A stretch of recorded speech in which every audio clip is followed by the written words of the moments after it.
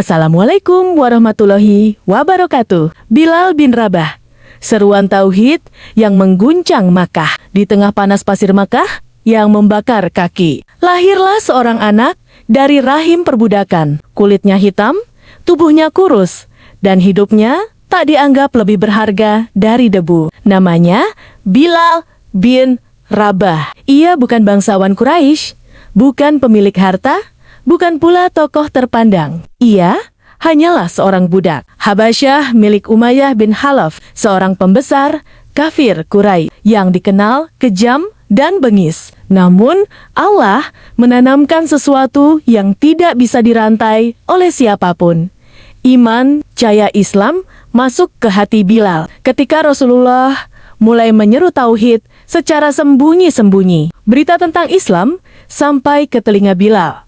Ia mendengar tentang Tuhan yang esa, Tuhan yang tidak memandang warna kulit, status sosial, atau kedudukan dunia. Bilal menerima Islam bukan karena janji dunia, tetapi karena kebenaran. Sejak saat itu, hatinya hanya mengenal satu kalimat, aha, aha, aha. Allah Maha Esa. Siksaan yang mengguncang langit. Ketika keislaman Bilal terbongkar, amarah Umayyah bin Khalaf meledak. Bilal diseret ke tengah padang pasir. Bajunya dilepaskan. Tubuhnya ditelentangkan di atas pasir yang membara. Batu besar diletakkan di dadanya. Setiap helaan napas adalah rasa sakit. Setiap detik adalah penderitaan. Umayyah berteriak, sebutlah Lata dan Yusa, ingkari Muhammad. Namun dari bibir Bilal hanya keluar satu jawaban yang mengguncang langit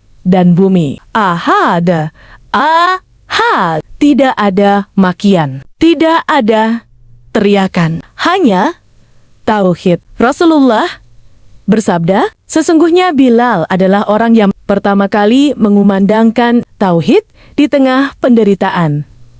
Makna dari riwayat sejarah dibebaskan oleh Abu Bakar. Ketika Abu Bakar As-Siddiq melihat Bilal disiksa, hatinya hancur. Ia mendatangi Umayyah dan berkata, berapapun harganya, aku akan membelinya. Bilal dibebaskan bukan karena kekuatan fisik, tetapi karena nilai iman. Sejak hari itu, Bilal bukan lagi budak manusia, melainkan hamba Allah yang merdeka, muazin pertama dalam sejarah Islam. Ketika Islam tegak di Madinah, Rasulullah memilih satu suara untuk memanggil manusia kepada salat, bukan suara Quraisy bangsawan, bukan suara yang merdu karena dunia, tetapi suara yang lahir dari penderitaan dan tauhid. Bilal bin Rabah. Setiap kali azan berkumandang, Allahu Akbar, Allahu Akbar, langit Madinah seakan bergetar. Suara itu bukan sekadar panggilan salat, tetapi kesaksian iman seorang mantan budak yang dimuliakan Allah. Rasulullah bersabda kepada Bilal, wahai Bilal, aku mendengar suara langkahmu di surga.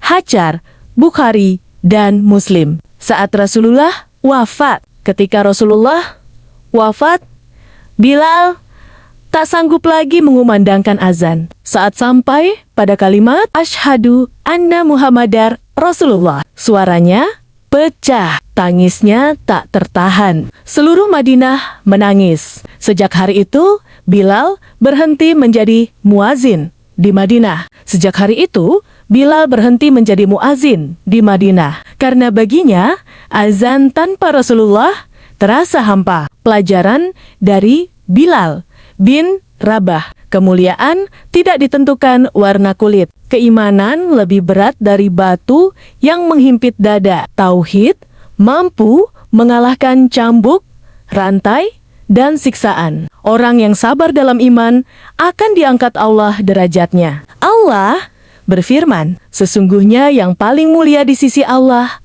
adalah yang paling bertakwa. QS Al-Hujurat 13. Bilal mengajarkan kita bahwa iman sejati lahir ketika dunia tidak memberi apa-apa. Namun, hati tetap memilih Allah. Jika seorang budak bisa menjadi penghuni surga, maka tidak ada alasan bagi kita untuk menunda taubat dan meremehkan tauhid. Ahad.